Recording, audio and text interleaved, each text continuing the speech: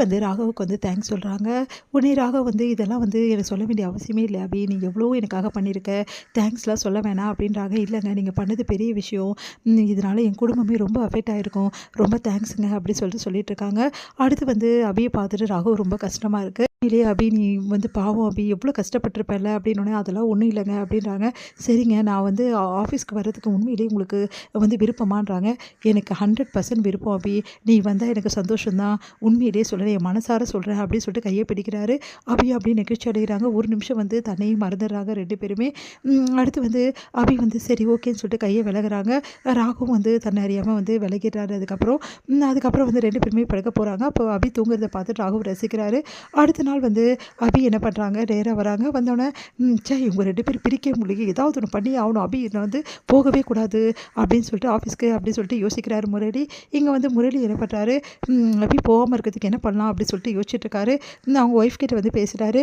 இந்த மாதிரி அபி வந்து போயிட்டா எப்படி, நீயே இங்கே உடம்பு சரியில்லாமல் இருக்க, உனக்கும் வந்து அப்பப்போ ஆள் தேவையில்லை, அபியும் வந்து அங்கே போயிட்டா எப்படி உன்னை கவனிச்சிக்க முடியும் அப்படின்னு நம்மளாம் சொல்கிறாரு. அதெல்லாம் ஒன்றும் இல்லைங்க, என்னை நான் பார்த்துப்பேன். சே, என்ன சொன்னாலும் இந்த அஞ்சலி ஒத்துக்க மாட்டேங்கிறாளே, இப்போ என்ன தான் சொல்கிறது அப்படின்னு சொல்லிட்டு செமையாக டென்ஷன் ஆகிறாரு.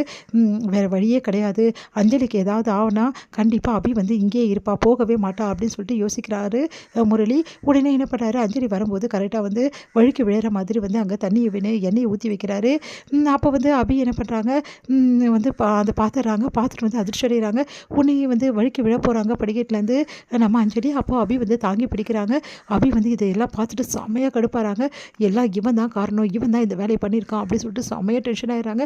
ஒன்று வந்து பார்த்து வருது இல்லையா அஞ்சலி அக்கா, இப்போ ஏதாவது ஆச்சு, ஐயோ அபி நல்ல காலம், நீ வந்து இல்லைன்னா என்ன ஆகுறது அப்படின்னு சொல்லிட்டு அப்படியே வந்து தாங்கி பிடிச்சி அப்படியே உட்கார வைக்கிறாங்க.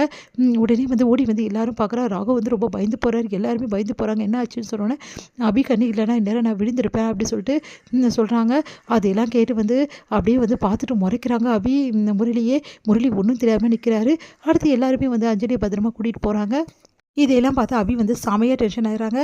உடனே வந்து இந்த எண்ணெயை ஊற்றுனது நீங்கள் தான், எனக்கு நல்லா தெரியும். அபி என்ன அபி இப்படிலாம் சொல்கிறீங்க, ஏன் பொண்டாட்டிக்கு எப்படி நானே எண்ணெயை ஊற்றுவேன், ஒரு நடிக்காதீங்க, நீங்கள் பண்ண வேலை எல்லாமே தெரியும் எனக்கு, நான் அது மட்டும் கிடையாது, நான் வந்து ஸ்டேஷனில் இருந்ததுக்கு காரணமும் நீங்கள் தான், அதுவும் எனக்கு நல்லா தெரியும்னு அதிர்ச்சி. என்ன இவன் இப்படி சொல்கிறாங்க எல்லா உண்மையும் அப்படின்னோடனே, இங்கே பாருங்கள், நான் ஏற்கனவே சொன்னது தான் இப்போவும் சொல்கிறேன், அஞ்சலி அக்காக்கு ஏதாவது ஒன்றுனா நான் சும்மாவே இருக்க மாட்டேன். இவ்வளோ நாள் வரைக்கும் அஞ்சலி அக்காக்கு தான் நான் பொறுமையாக இருந்தேன் உங்களை பற்றி சொல்லாமல். ஆனால் அஞ்சலி அக்காக்கு ஏதாவது நடந்தது, மரியாதை கெட்டுரும், அப்புறம் இந்த அபியை நீங்கள் என்ன பண்ணுவீங்கன்னே தெரியாது, அந்தளவுக்கு மோசமான ஒரு அபியாக நான் மாறிடுவேன் அப்படின்னு சொல்லிட்டு போகிறாங்க. ஜாக்கிரதை அப்படி சொல்லிட்டு போகிறாங்க. அதெல்லாம் கேட்டு அப்படி பார்த்து முறைக்கிறாரு. இங்கே வந்து அபி வந்து கோவமாக வந்து கையை எடுத்து அப்படியே மிரட்டிட்டு போகிறத வந்து தூரத்துலேருந்து பார்த்துடுறாரு. நம்ம ராகவ் அதிர்ச்சி அடைகிறாரு. என்ன இது, அபி வந்து முரளியை மிரட்டுறாளா, என்னால் நம்பவே முடியலையே, அப்போது முரளியை வந்து அபிக்கு பிடிக்காதா, அபி சொல்கிறதெல்லாம் உண்மைதானா, முரளி அபி நேசிக்கலையா, ஐயோ எனக்கு எவ்வளோ சந்தோஷமாக இருக்குது, இந்த விஷயம் உண்மையாக இருந்தால் ரொம்ப நல்லாயிருக்கும், உண்மையிலேயே இந்த விஷயம் உண்மையாக இருக்கணும் அப்படி சொல்லிட்டு யோசிச்சுட்டே இருக்கு. சந்தோஷமாக வராரு. உடனே வந்து ராகவ் பார்த்துட்டு அபி சைலண்ட்டாக இருக்காங்க. அபி, நீ முரளிக்கிட்ட ஏதோ பேசிட்டு இருந்தியே, அவங்கிட்ட பேசுறதோட சும்மா இருக்கலாம், அவன்லாம் ஒரு மனுஷன் அப்படி சொல்லிட்டு போகிறாங்க. இன்னும் சந்தோஷம் தாங்கவே முடியல. அபி இவ்வளோ கோவமாக இருக்கான்னா அதுக்கு காரணம் கண்டிப்பாக வந்து அந்த முரளியை பற்றி ஏதாவது தெரிஞ்சிருக்கும் அபிக்கு. கண்டிப்பாக அந்த முரளியை வந்து அபி விரும்பி இருக்க சான்ஸே கிடையாது அப்படின்னு சொல்லிட்டு ரொம்ப சந்தோஷமாக இருக்காரு. ஏன்னா ராகவ் ரொம்ப சந்தோஷமாக இருக்கான் அப்படின்னு சொல்லிட்டு யோசிக்கிறாரு முரளி.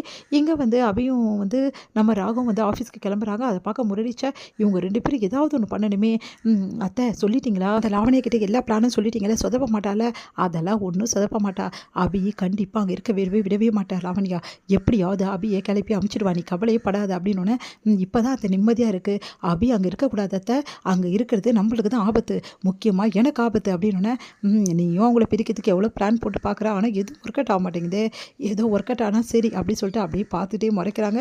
என்னத்தை என்ன யோசிக்கிறீங்கன்னா, ஒன்றும் இல்லை, சீக்கிரமாகவே அபிராகம் வந்து பிரியணும் தான் நானும் பார்க்குறேன் அப்படின்னு சொல்லிட்டு அப்படியே பார்த்துட்ருக்காங்க சுந்தரி. இங்கே வந்து என்ன பண்ணுறாங்க, அபியும் ராகும் வந்து வராங்க ஆஃபீஸ்க்கு.